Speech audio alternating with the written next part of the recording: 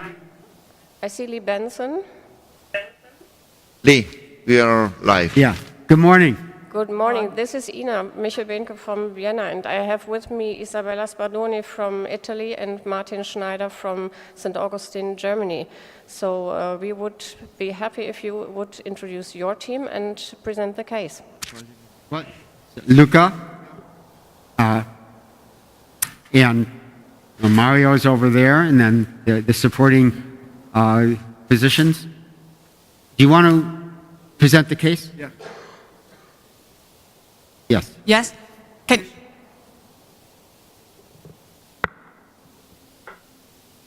Good morning, everybody. This is a case, pulmonary artery stenosis. Okay. Can you see the slide, That's okay. please? Okay. No problem. This is a 36-year-old male, known for tetralogy of Fallot. When he was born, he underwent a right VT shunt, and then when he was 6 years old, he underwent a complete surgical repair with transannular patch and surgical plasty of the pulmonary bifurcation. Since he was 22 years old, he's known for pulmonary artery branches stenosis that at the beginning was moderate and then became severe. He came at our attention due to dyspnea on effort. Yeah, 18 is okay. At physical examination, it's not going we found a systolic murmur at the upper left sternal bore, and the EKG showed the sinus rhythm with complete right bundle branch block. The X-ray was normal. At the echo, we found a mild tricuspid valve regurgitation with an increased right ventricular systolic pressure and a peak gradient across the pulmonary branches of 47 millimeters of mercury. We found also a severe pulmonary valve regurgitation and a good biventricular function. We performed a CT scan with a 3D reconstruction that confirmed that stenosis of the pulmonary artery bifurcations and showed a calcified RVOT and main pulmonary trunk. Our aim for now is to proceed with the stenting of the pulmonary branches, and then we will re-evaluate the pulmonary valve regurgitation later. Thanks. Hello. Yeah, that's it. Okay. So, do you have any questions about the case? Yeah, we heard the presentation. Can you tell us what have you done until now? Yeah, so far we've done a right heart study and gone into both branch pulmonary arteries with two separate vascular entries, and we've done selective angiograms in the right and the left pulmonary artery. So can we just show the right pulmonary artery angiogram?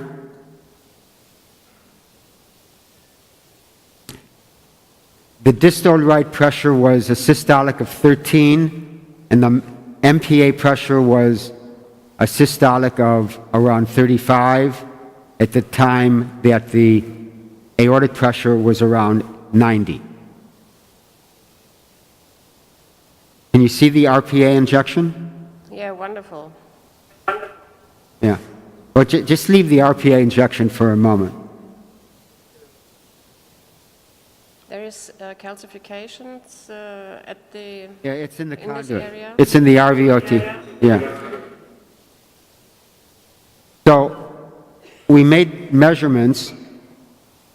The distal right pulmonary artery measures around 15. The stenosis is around 11 millimeters at the origin of the RPA and just beyond the takeoff of the first branch of the right pulmonary artery. So, because we're planning on stenting both branches, we've decided to just stent the RPA first using a single balloon. And then once that's stented up, we'll go to the left pulmonary artery. So the concern about this anatomy is that the first branch of the right upper pulmonary artery has sort of takes off, rather than taking off more vertically, it's a little bit more horizontal. So there's a risk that when you inflate the balloon and put the stent in, and we're planning on using a Andromed stent, that there might be some compression of that right upper pulmonary artery. So we'll then have to go through the stent struts and balloon dilate that. But I think if we inflate the balloon very slowly, we might avoid completely occluding the ostium, allowing us to get back in and redilating that. So we're going to have to pay attention to that as we implant the stent. We're using a crystal balloon, which I don't have a lot of experience with, but I suspect it inflates just like any other balloon. And we're going to mount an Andromed stent onto that and use 12 French. Will it fit? A 12? Yeah, a 12 French Mullins sheath for, yeah. Yeah. So, Lee, knowing that you would probably have to address the right upper branch, you will use an open cell stent right from the beginning? Yeah. Yes. I'm sorry, what did you say?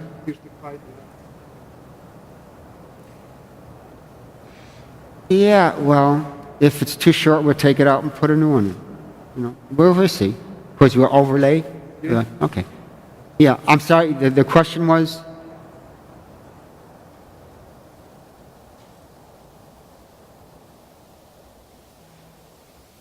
Was there a question from the audience?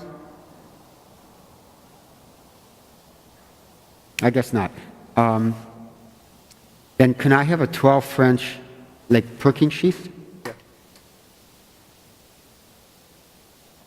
Yeah. You have to take that out too.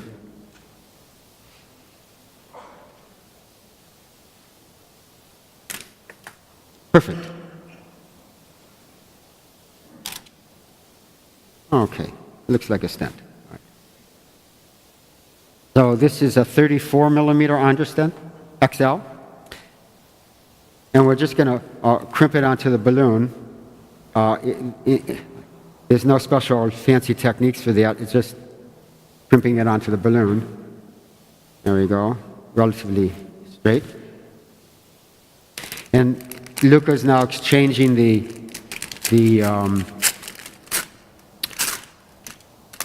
sheath that we had in the PA for the delivery sheath. Okay. So let's see. So we try to get it between the markers. So it's a 4 centimeter balloon.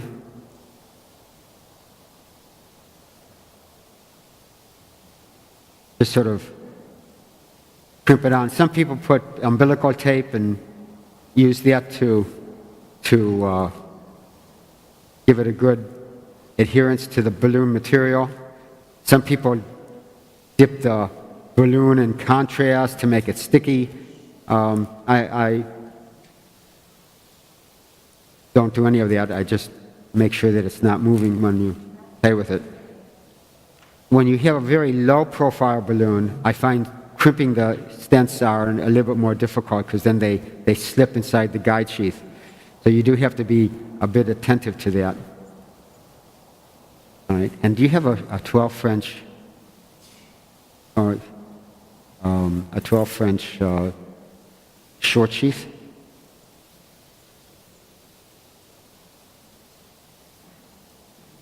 What French size is there? 8.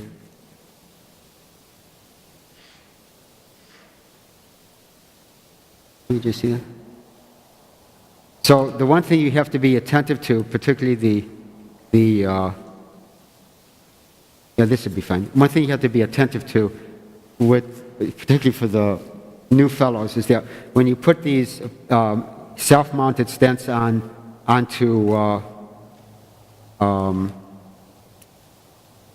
when you put the self-mounted stents through the membranes, of the delivery sheath, then you can have a problem with getting it through the membrane. So you use a sort of a cover for that, so that you hold that together and you push that through so the stent doesn't slip through while you're going through the membrane of the delivery sheath.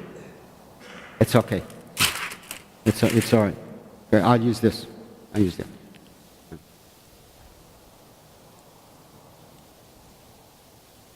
Perfect. Perfect.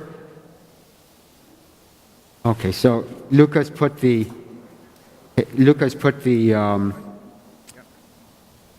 Mullen sheath into the distal right.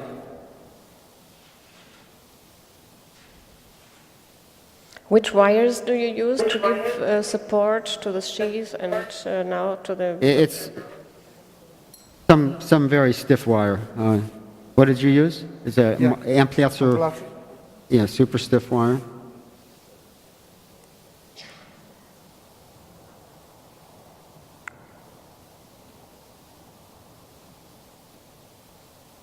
Oops.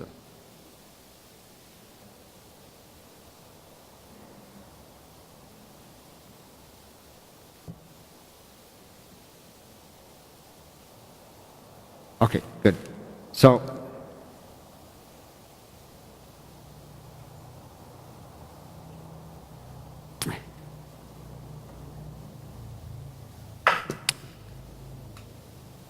just checking position. So we're in the same position there? Yeah. Can they overlay it? Yeah. Fade in and fade out? Do you know what I mean? So we're just going to fluoro fade in from the angiogram.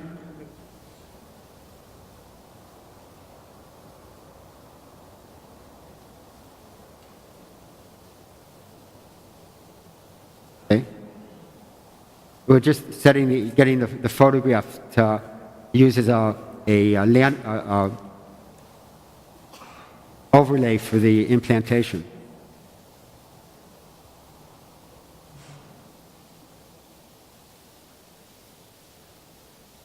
Where? No, from the angiogram. Can you do it from the angiogram?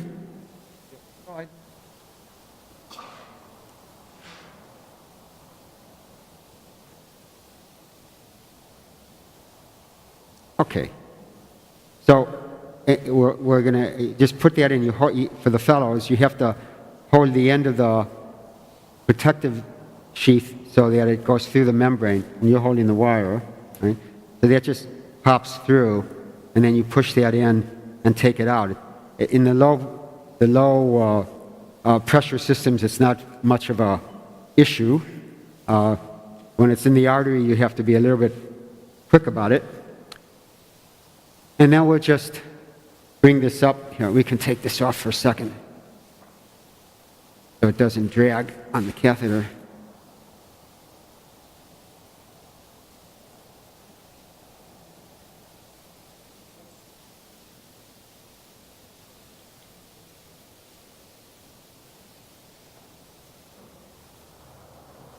So the other thing that's very important is that while the person who's moving the catheter by the groin is having a lot of fun, the most important thing is wire control. So if you're watching on the fluoro, when I pull on the wire, the catheter goes forward, and when I push on the wire, it goes back. So it's really wire control gives you all the positioning, particularly when the catheter is being maneuvered forward. Do you see that? How that you have to be careful about holding the wire. You just holding it against the table sometimes ends up moving the catheter in position. So we'll get it there, and I guess that's about right. Anybody in the audience think? What do they think about the positioning? Our lecture hall is well filled, but nobody obviously wants to comment. Perhaps it's a little bit too distal at the moment. Yeah.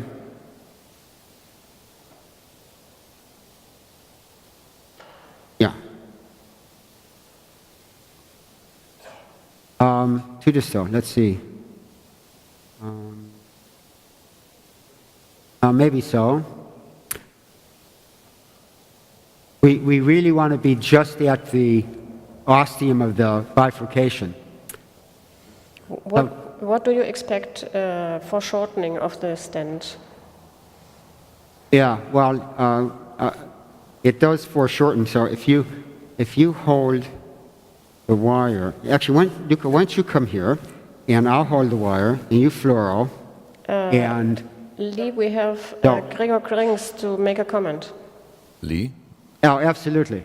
could you, I would go a little bit more right, arrow and cranial. If I look at the 3D, I think you're a little bit off from a real on-plane view. What do you think?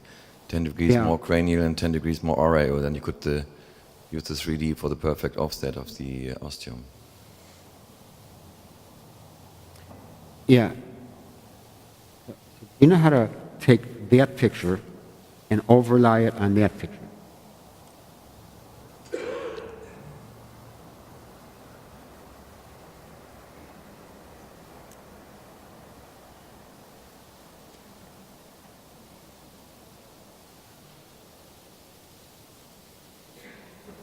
Yeah, I guess you will have to do a little shot, a little picture, just to make sure. Oh, okay.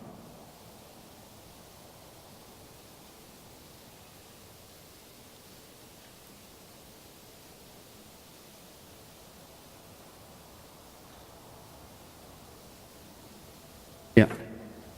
Thank you. Scissor.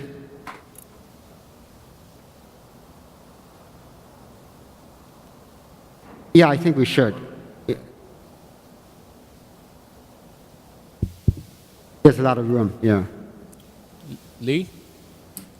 This Yeah, is but first you have to Jacques pull it for a back in. comment.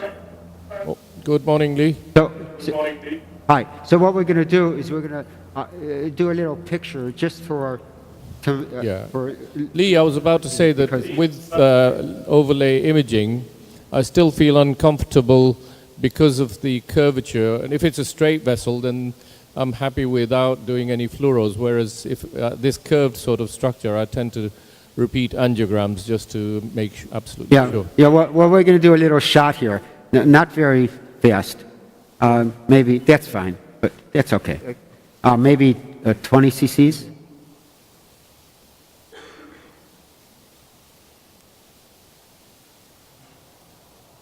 That's okay. That's all right.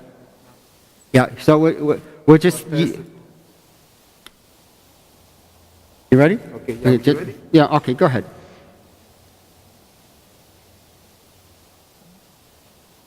Okay, so we're actually not all that far distal. Well, we have to come back just a little bit. Could you just sort of freeze that?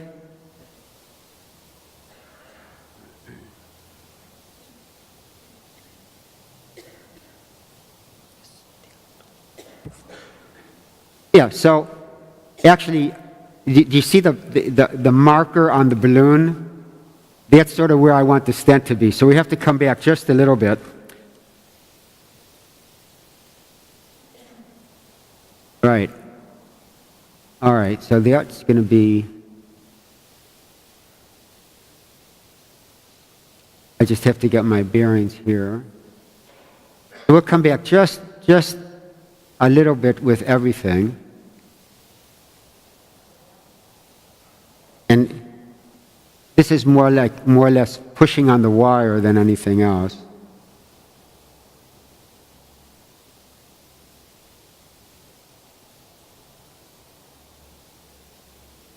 And why don't we do another little test? Go ahead. Yeah.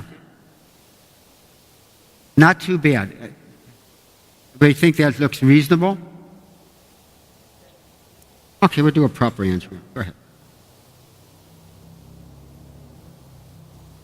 Probably even a little bit more, but that's okay.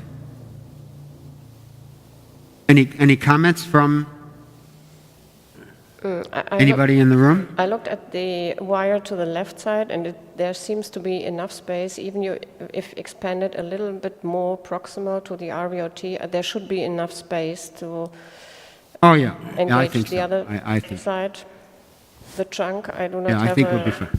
good idea about the length of the main. Lee, This is Yeah. Jacques. Yeah. At this point, I would be tempted to expose the stent because you make all the fine adjustments with the stent still covered by the sheath, and then when you expose it, it jumps forwards or back, and so you've got to readjust it. Yeah. Yeah, so I do it a little bit differently. So we're going to, I think that's about right. Just a test here. Just a test.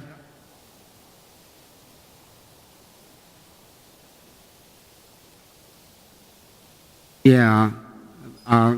Let's do a proper shot. I just want to make sure about just inject a little bit more. Sorry, go ahead.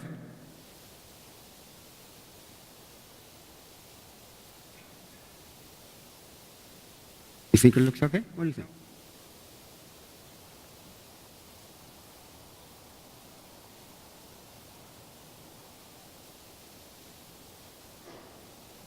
Put it back just a little bit.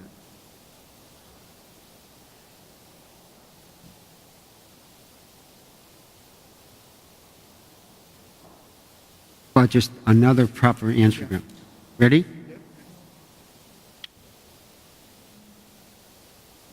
Yeah. I sort of like that. All right.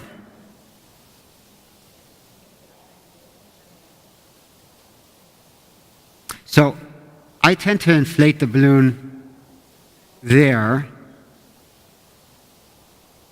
And now I pull the sheath back like so.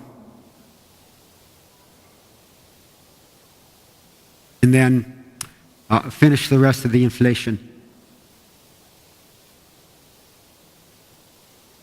Like that. I sort of pedal it in order to,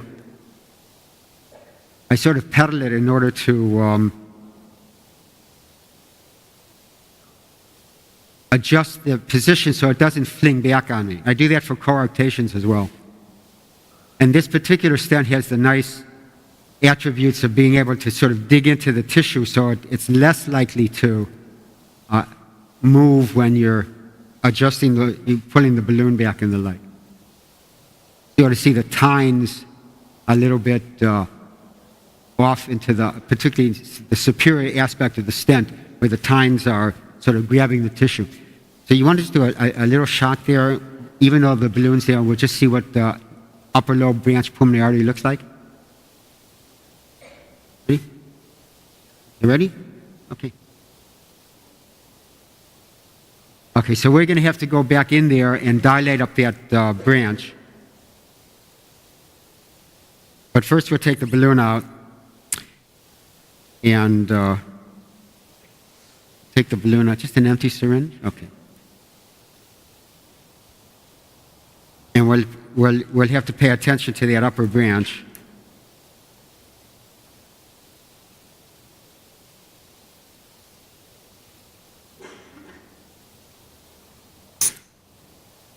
If you want to pull the balloon, I'll hold the sheath.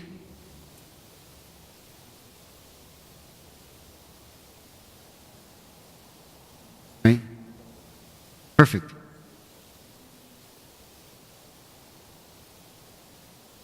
Now, because we have such a long sheath in, we'll be able to leave the wire in, leave the sheath in, and put a right coronary artery catheter and see if we can get into that right upper lobe pulmonary artery to cannulate that and dilate that up. So do you have an RCA catheter, like a 3.0? Das ist das.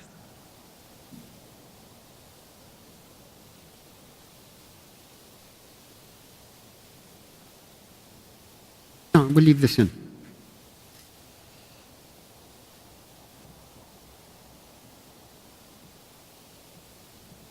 Any questions from? So far, no more questions, no comments. For me, it's a little bit more proximal than I would have expected. But we will see when you engage the right upper. Do you have a coronary wire? Just a, no, like a, you have a,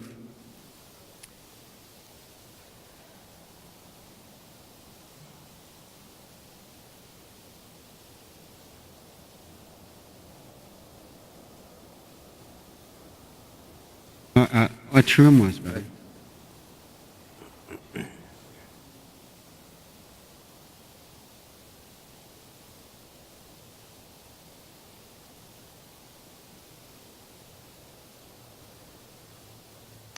So Lee Shak is moving to the microphone.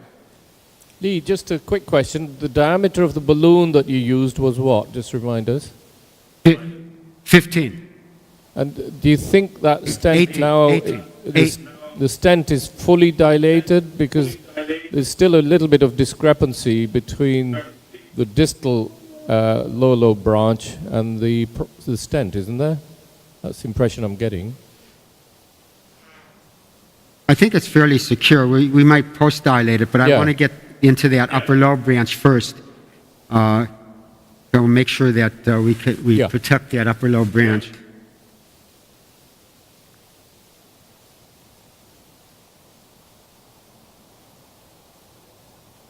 So did RB pressure come down compared to the initial pressures? Well, there's a little stenosis in the conduit itself.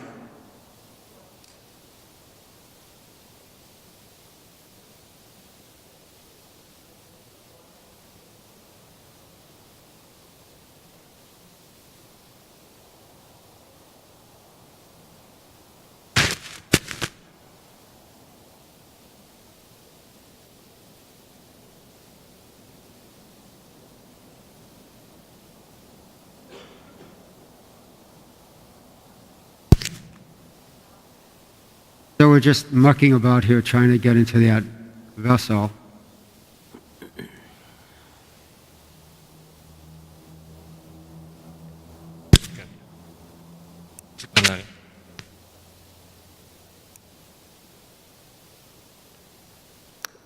Lee, there's another comment.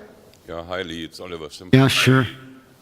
There we go. Oh, What works for me actually very well is once you place the stent, also coarctation stent, you can actually resheath the balloon with the Mullins sheath. So once you take the balloon out, your sheath is already within the stent or even in the distal stent. And then it's easier to recross from there, rather than pulling the balloon into the sheath whilst the sheath is still in the MPA or in the RV. that's a good tip.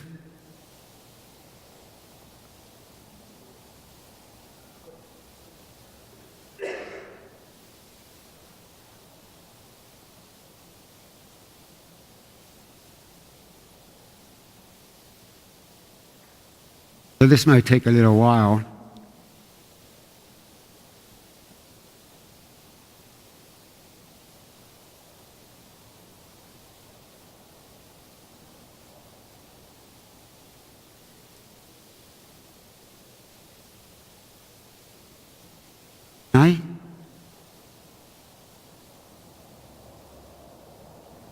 No, actually, we might have to dilate the stent some more. Let me just do a little hand shot.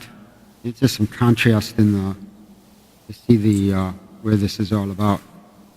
Just undiluted.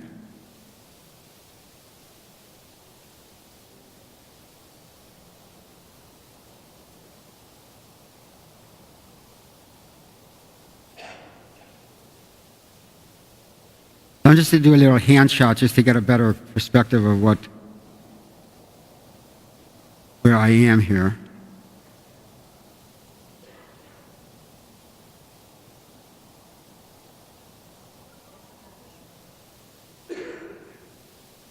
Contrast?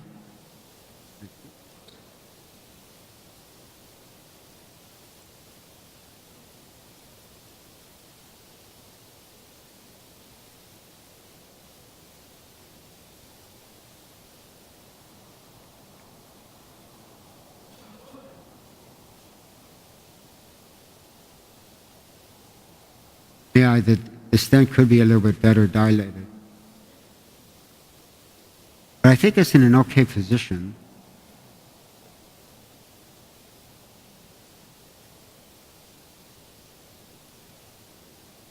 I'm going to move this up a little bit.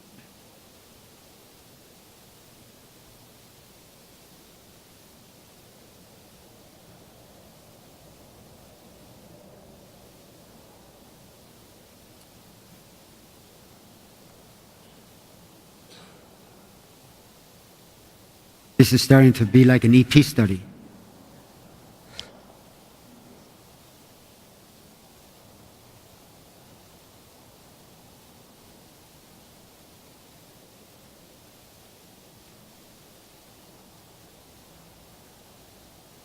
More country?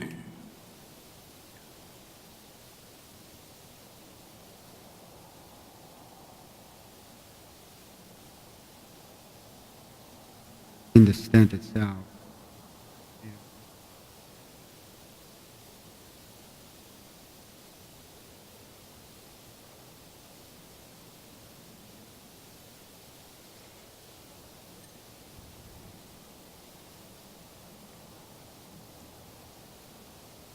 We have the terumo wire again, and we're just sort of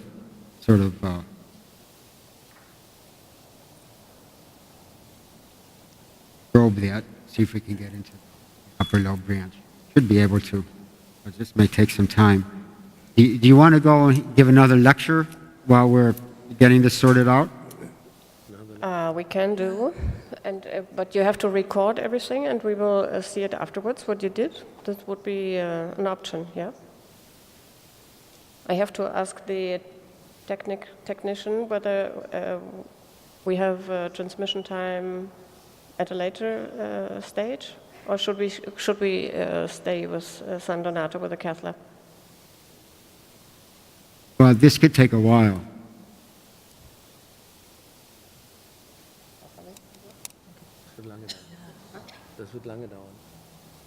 So I expect it will take some time. Perhaps we leave you for a moment to give you time to get into this right upper, and we will have the next lecture. Hear us?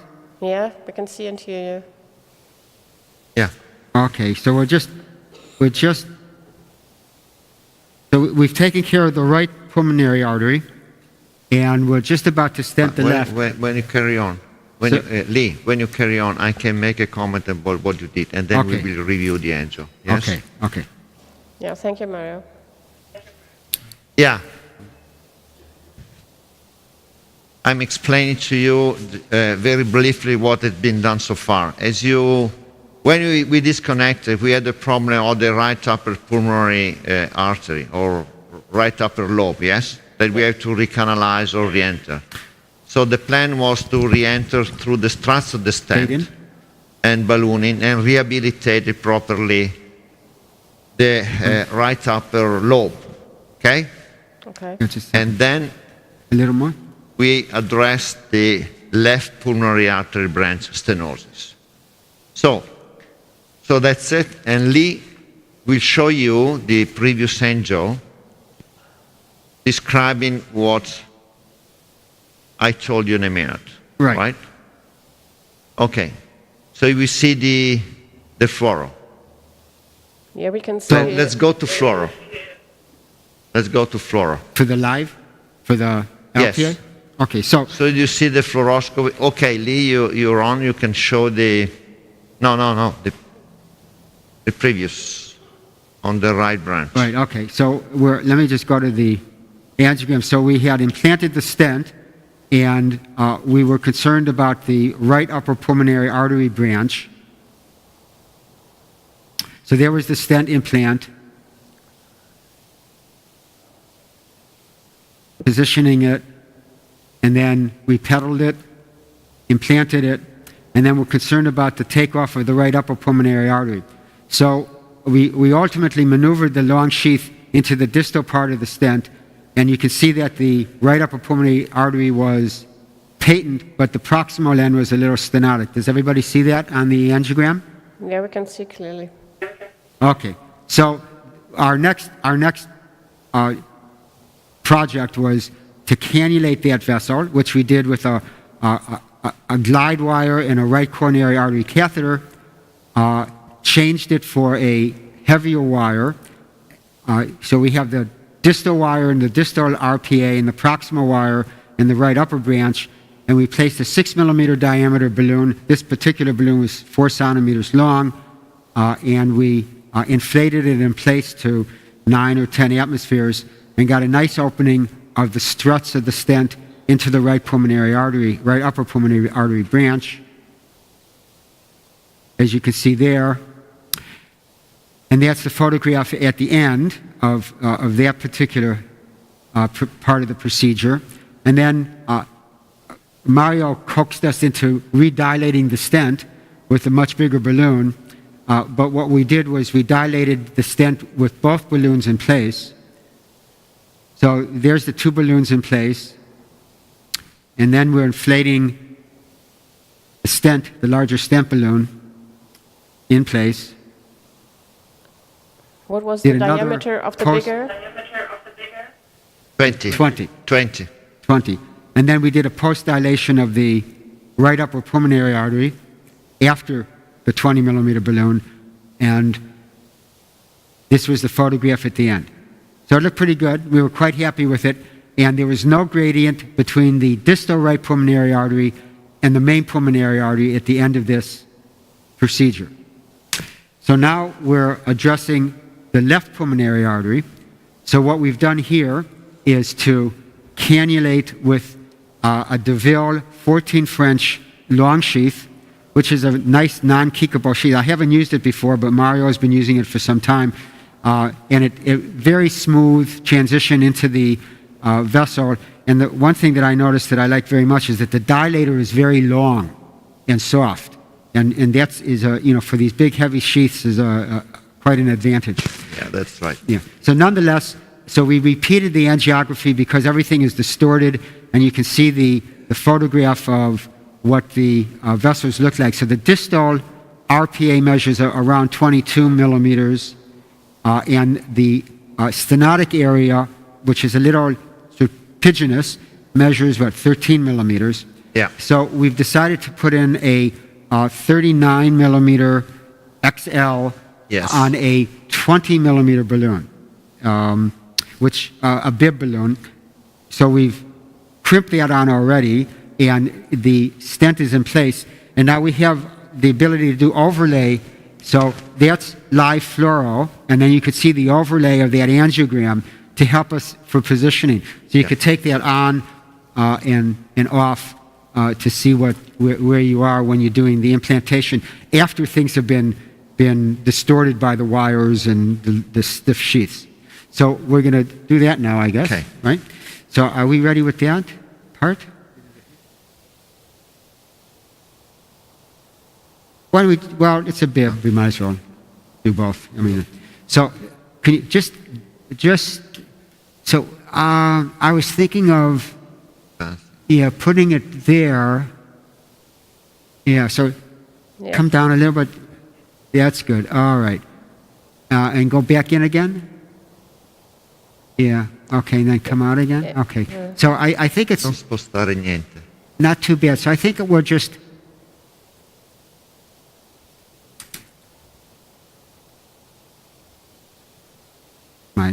Did you think beforehand? So I think... Did you think beforehand to leave a wire in the right side in case you distort the anatomy? No, I didn't, no. We thought from the topology of the previous studies in the CT scan that it was pretty far away. Okay, thank you. Pretty far away. I mean, we could be wrong, and then we could be here all afternoon, but I think that it seemed like it was pretty far away. So we're going to sort of expose the stent. So why don't you fade in again?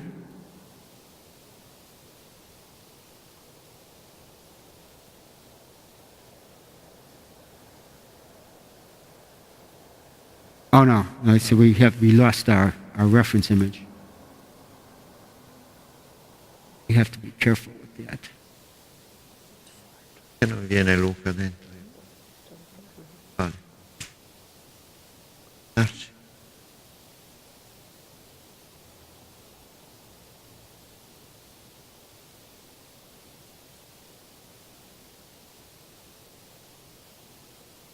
Okay. Oh, try that again. Yeah, so a little bit more. Yeah, so that's sort of not a bad position because we're going to inflate it and we can do some positioning. Yep. So I'll expose the rest of the stent here by just pulling back the sheath. And I have to say, I'm always watching the distal end of the stent to make sure that it doesn't come back with me. So for the fellows, what I'm looking at is the position of the distal end of the stent. Okay, so that doesn't look too bad. Does anybody think that the positioning is too distal? I see a lot of people discussing, but nobody goes to the microphone. So obviously now Kevin Walsh has a comment. In terms of the sidearm pressure on the sheath, Lee, I mean, it was really as you just got back to the very back of the stent that you saw the pressure came up. So maybe coming back a little is going to be help. I think the sidearm pressure on these sheaths is often very helpful for stent positioning. Mm-hmm. Good point. So in order to reposition it without getting too excited, we're just going to push on the wire a little bit. And that should bring everything back a little bit more. Why don't we inflate the inner balloon and do an angiogram? Yeah? You agree with that? Sure. So, okay. You're happy with the position? Looking at the overlay, I wonder actually whether the stent slipped down a bit. Yeah, well, You see? we're okay, I think. No, why don't you just inflate the balloon? Inflate the inner balloon? Yeah. Yeah.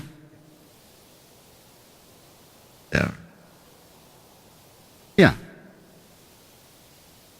Yeah. Okay, you ready? Lower floor of Okay. an engine. Ready? Okay, go ahead. I actually think that looks a pretty good positioning, as best as we can tell. So why don't we do the outer balloon? Let me just pull the sheath back just ever so slightly, because we're going to have to push it forward. So go ahead and do that. Ready? Yeah. Yeah. Slow. Good. You got it. Go. You got it. Perfect. Perfect.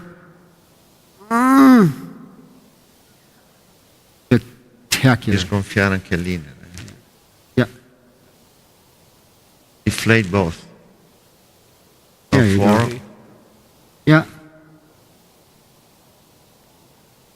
And before we move the balloon, we'll just do another picture.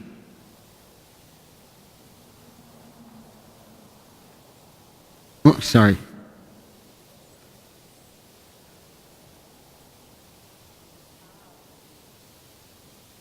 Good. Yeah, all right. You ready? Angelo? Fai di più. Fai 40-18. Riempilo prima.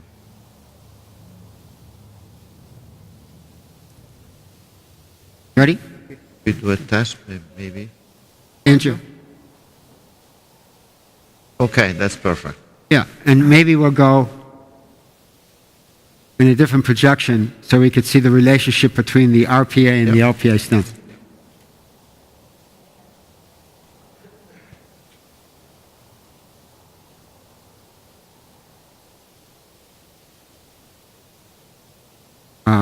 Maybe something like that. Huh?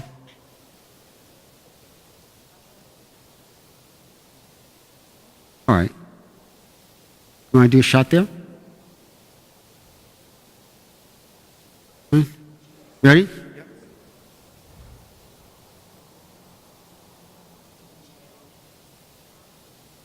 Good positioning.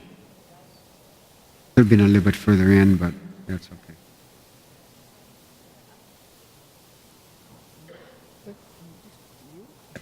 Good. I don't think we have to post dilate that.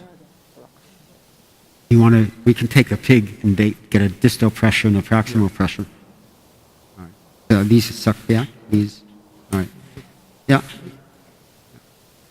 Yeah. Just slowly. Okay. Okay. Any other questions or comments from the audience? To me, it seems that the second stent it changed the configuration of the bifurcation a little bit.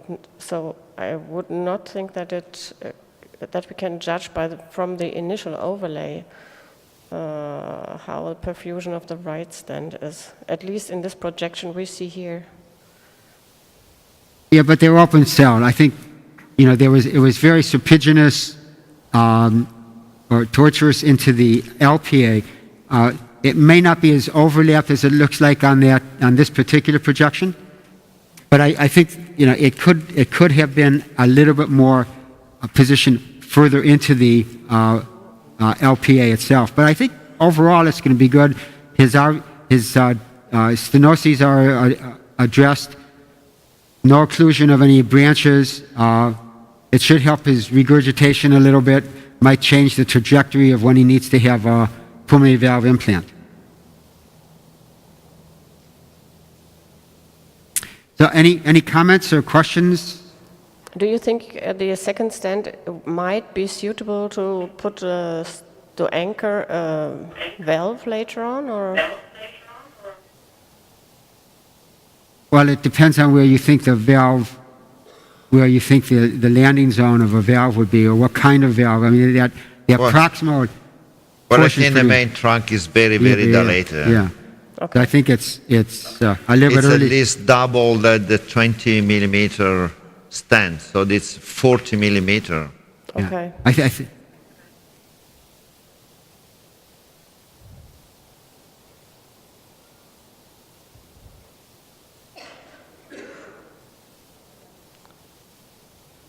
What are you going to do now? Because we have to finish the final lecture and we are a little late. Just to give us an idea. We're going to take we're going to measure the pressures. Thank you.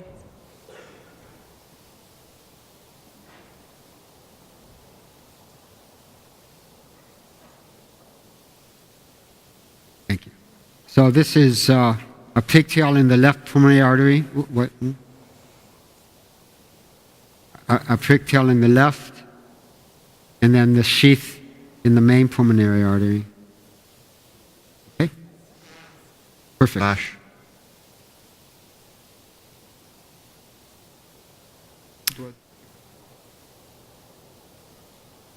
Okay.